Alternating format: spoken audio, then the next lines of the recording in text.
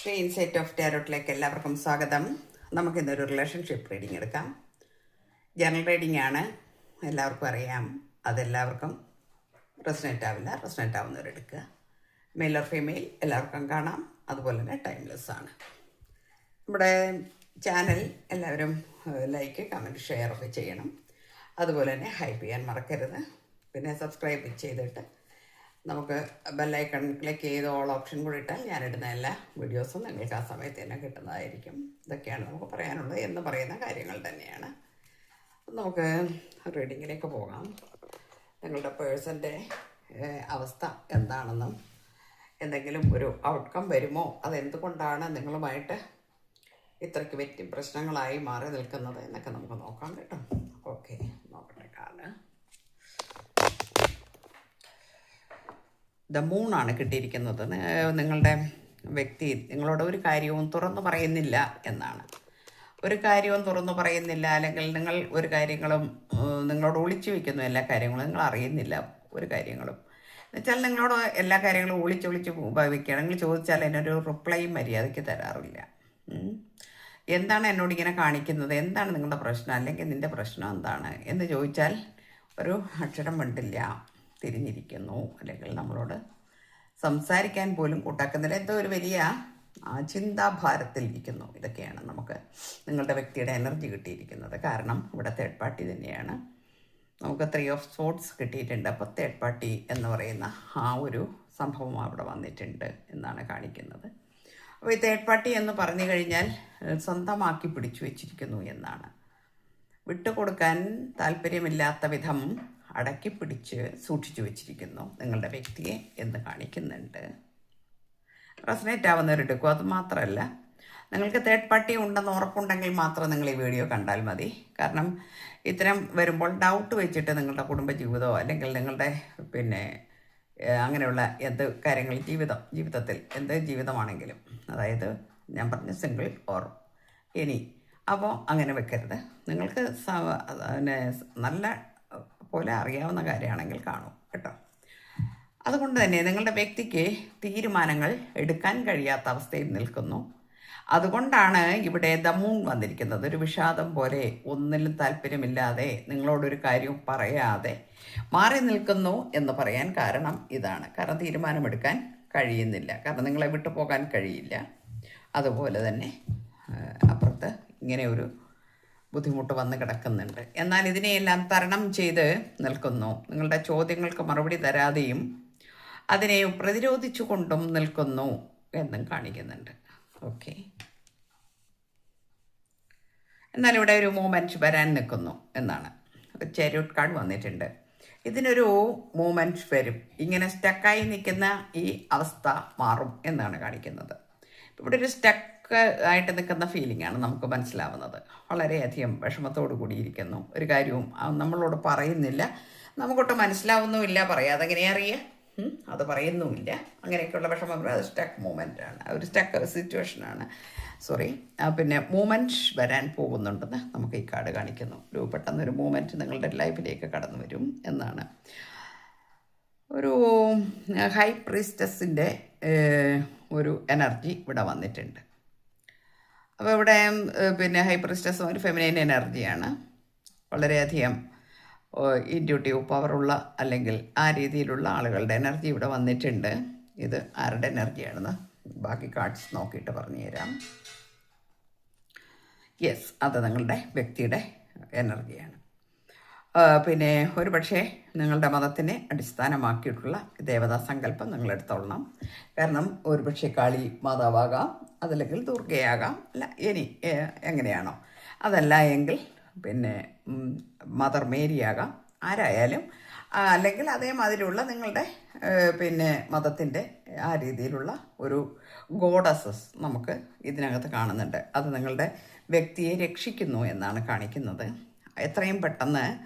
അതുകൊണ്ട് തന്നെ ചില ചിന്തകൾക്ക് മാറ്റം വരുന്നു എന്നാണ് ഇവിടെ. കാരണം ദൈവാധീനമുണ്ട് നിങ്ങളുടെ വ്യക്തിക്ക് എന്ന് കാണിക്കുന്നു. ഇവിടെ ഒരു വല്ലാത്ത ഒരു സിറ്റുവേഷനിലാണ് നിൽക്കുന്നത്. കാരണം അടക്കി പിടിച്ചിട്ട് വെച്ചിരിക്കുകയാണ്, എങ്ങോട്ടും വിടാതെ മാതിരി അടക്കി വെച്ചിരിക്കുന്ന ആ ഒരവസ്ഥയിൽ നിന്ന് എന്ത് ചെയ്യണമെന്നറിയാതെ ഫൈറ്റ് ചെയ്തും അല്ലാതെയും ഒക്കെ നിൽക്കുന്നു നിങ്ങളുടെ വ്യക്തി. എന്നാൽ നിങ്ങളുടെ വ്യക്തിക്ക് ദൈവാധീനമുണ്ട്. അതുകൊണ്ട് തന്നെ എത്രയും പെട്ടെന്ന് നിങ്ങളിലേക്ക് വരണം എന്നുള്ള ചിന്തകൾ വരുന്നു. ഇതിനൊരു മാറ്റം അനിവാര്യമാണെന്നും ഈ മാറ്റം എത്രയും പെട്ടെന്ന് നടന്നിരിക്കണമെന്നും നിങ്ങളുടെ വ്യക്തി ആഗ്രഹിക്കുന്നു. അതുകൊണ്ട് എത്രയും പെട്ടെന്ന് വരണമെന്ന് ആഗ്രഹിക്കുന്നു. ഇവിടെ ഒരു ജഡ്ജ്മെൻറ്റ് കാർഡ് വന്നിട്ടുണ്ട്. ഗബ്രിയൽ മലാഖ കാഹളമോതി നിൽക്കുന്നു എന്നാണ് നമുക്ക് കാണിക്കുന്നത്. അപ്പോൾ എന്തൊക്കെയോ സന്ദേശങ്ങൾ നിങ്ങൾക്ക് തരാൻ പോകുന്നത് നിങ്ങൾക്ക് തരുന്ന സന്ദേശമാണ്. കാരണം നിങ്ങൾക്ക് സന്ദേശം തരാൻ പോകുന്നു എന്തോ ഒരു കാര്യത്തിൽ. അതായത് നിങ്ങളുടെ ജീവിതത്തിലേക്ക് ഇതുവരെ വന്നിരുന്ന കാര്യങ്ങളെ കൊണ്ട് ആ ഒരു അവസാനമായിരിക്കാം. ഇതുവരെ ഉണ്ടായിരുന്ന ഇങ്ങനെയുള്ള സിറ്റുവേഷൻസിൻ്റെ ഒരു അവസാനമായിരിക്കാം. അതൊരു കാഹളം മോദി നിങ്ങളിലേക്ക് വരുന്നു, അല്ലെങ്കിൽ നിങ്ങളിലേക്ക് ആ ഒരു സന്ദേശം വളരെ വേഗം എത്തും എന്നാണ് നമുക്ക് കാണിക്കുന്നത്. അതുകൊണ്ട് തന്നെ ഇവിടെ നിങ്ങളുടെ വ്യക്തി വളരെ ബോൾഡായിരിക്കുന്നു എന്നാണ് നമുക്ക് കാണിക്കുന്നത്. കിങ് ഓഫ് സോർട്സ് വന്നിട്ടുണ്ട്. ഇപ്പോൾ ഇവിടെ നമ്മൾ പ്രതിരോധിച്ച് നിന്നു, അവിടെ നമ്മൾ സൈലൻ്റായിട്ട് നിന്നു, ഇതൊക്കെ നമ്മൾ കണ്ടു ഇല്ലേ. എന്നാൽ ഈ ഒരു ദൈവാധീനമുള്ളത് കൊണ്ട് തന്നെ ആൾ വളരെ ബോൾഡായിരിക്കുന്നു, ഒരു തീരുമാനമെടുത്തിരിക്കുന്നു, കൃത്യമായ തീരുമാനമെടുത്തിരിക്കുന്നു എന്ന് കാണുന്നു. നിങ്ങൾക്ക് സന്തോഷിക്കാനുള്ള വകയുണ്ട് കേട്ടോ. ഓക്കെ, ഇവിടെ പേജ് ഓഫ് വാൻസ് കാണിക്കുന്നുണ്ട്. ഇവിടെ ഒരു എന്താ പറയുക, വാൻസ് എന്ന് പറയുമ്പോൾ തന്നെ നമുക്ക് അവിടെ ഒരു പച്ച ഇലകളൊക്കെ അല്ലേ, ഒരു പിന്നെ മരകഷ്ണമാണ് കാണിക്കുന്നത്. അതിലൊരു പച്ച ഇലകൾ കാണിക്കുമെന്ന് പറഞ്ഞാൽ ഗ്രോത്താണ്, അല്ലെങ്കിൽ ന്യൂ ബിഗിനിങ്സ് ആണ്. അപ്പം നിങ്ങളുടെ അടുത്തേക്ക് വരാനുള്ള ആ ഒരു ത്വര ഈ ഒരു കാർഡ് സൂചിപ്പിക്കുന്നുണ്ട്. അതായത് ഒരു പിന്നെ യങ് ആയിട്ടുള്ള കുറച്ച് ആളുകളുടെ എനർജി ഇവിടെ കാണിക്കുന്നുണ്ട്. പക്ഷേ സിംഗിളായിരിക്കാം, അല്ലെങ്കിൽ നിങ്ങൾ ആലോചിച്ച് നോക്കൂ എങ്ങനെയാണെന്ന്. അത് വളരെ ഫാസ്റ്റായിട്ട് വരുന്നു ആ മൊമെൻറ്റ്സ് എന്നാണ്. പതുക്കെ വരികയല്ല, വളരെ ഫാസ്റ്റായിട്ടാണ് ആ മൊമെൻറ്റ് വരുന്നത്. അതിൽ നമ്മളിലെ വായുവിലൂടെ ശരം വരുന്ന മാതിരി അത് എത്രയും പെട്ടെന്ന് നിങ്ങളിലേക്ക് എത്തിച്ചേരും എന്നാണ് നമുക്കിവിടെ കിട്ടിയിരിക്കുന്നത്.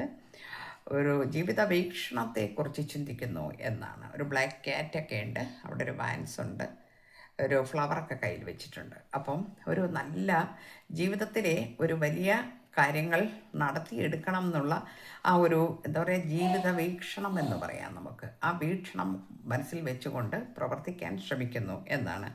നമുക്ക് ഇവിടെ ഒരു കാർഡ് കിട്ടിയിട്ടുണ്ട്. സ്റ്റാറാണ് താഴത്തെ കാർഡ്, പക്ഷേ അതെനിക്ക് കാർഡ് കാണിക്കാൻ പറ്റില്ല, അതുകൊണ്ട് ഇത്ര കാണിക്കുകയുള്ളൂ. അപ്പോൾ സ്റ്റാർ എന്ന് പറയുമ്പം വളരെയധികം പ്രതീക്ഷയുണ്ടൊന്ന്. രണ്ടാമത് ഇതുവരെ ഉണ്ടായ ഈ സിറ്റുവേഷൻസിൽ നിന്നെല്ലാം ഒരു ഹീലിംഗ് പ്രക്രിയയിലേക്ക് പോകുന്നു നിങ്ങളുടെ വ്യക്തി എന്ന് കാണിക്കുന്നുണ്ട്. ആ ഹീലിംഗ് എന്ന് പറയുമ്പോൾ ശാരീരികവും മാനസികവുമായ ഹീലിംഗ് ആണ്, മെഡിറ്റേഷനാണ്, അതുപോലെ തന്നെ മാനിഫെസ്റ്റേഷനാണ്. അത് എന്തും ആകാം, ആ രീതിയിൽ വരുന്നു എന്നാണ്. ദ ഹെറോഫൻ വരുന്നുണ്ട്. എത്രയും പെട്ടെന്നൊരു മാരേജ് ചെയ്യണം എന്നാണ്. അത് മാരേജ് ചെയ്യണം, അല്ലെങ്കിൽ ഇനി നിങ്ങൾ മാരീഡായിരുന്ന ആളുകളാണെങ്കിൽ ആ രീതിയിൽ നിങ്ങൾ പിന്നെ സമൂഹത്തിൻ്റെ മുൻപിൽ വളരെയധികം ബോൾഡായിട്ടും എല്ലാവരെയും കാണിക്കണം, എല്ലാവരും കണ്ടുകൊണ്ട് എല്ലാവരെയും മനസ്സിലാക്കിക്കൊണ്ട് ഈ ബന്ധം മുൻപോട്ട് കൊണ്ടുപോകണം എന്നൊക്കെ ആഗ്രഹിക്കുന്നു എന്നാണ് കാർഡ്. അപ്പോൾ അതായത് മതപുരോഹിതന്മാരുടെയൊക്കെ അടുത്ത് നിന്നുകൊണ്ട് എന്തെങ്കിലും നിങ്ങൾ തമ്മിൽ എന്തെങ്കിലും പ്രശ്നമുണ്ടെങ്കിൽ അതെല്ലാം സോൾവ് ചെയ്യാം, ഒത്തുതീർപ്പ് ചെയ്യാം, അല്ലെങ്കിൽ വിവാഹം. ഇതൊക്കെയാണ് ഈ കാർഡ് സൂചിപ്പിക്കുന്നത്. ഓക്കെ, നിങ്ങളുടെ സാഹചര്യം എന്താണോ അതിനനുസരിച്ച് എടുത്തോളൂ കേട്ടോ. ദ ഫൂൾ വരുന്നുണ്ട്. ദ ഫൂൾ എന്ന് പറയുമ്പോഴത്തേന് ന്യൂ ബിഗിനിങ്സ് ആണ്. ഇതുവരെ ഉണ്ടായിരുന്ന എല്ലാ പിന്നെ വിഷമങ്ങളും ഇത്രയും നാൾ അനുഭവിച്ചിരുന്ന വളരെ വേദനിപ്പിക്കുന്ന അനുഭവങ്ങളിലൂടെയാണ് നിങ്ങൾ രണ്ടുപേരും കടന്നു പോയിട്ടുള്ളത് എങ്കിൽ തീർച്ചയായും ഒരു ന്യൂ ബിഗിനിങ് വരുന്നു, അല്ലെങ്കിൽ നിങ്ങളുടെ ഒരു പിന്നെ നിങ്ങൾ ഒരുമിക്കാൻ പോകുന്നു എന്നൊക്കെയാണ് കാണിക്കുന്നത്. ഏതായാലും നമുക്ക് നോക്കാം, അടുത്ത കാർഡ് കൂടെ നോക്കട്ടെ. Yes, okay.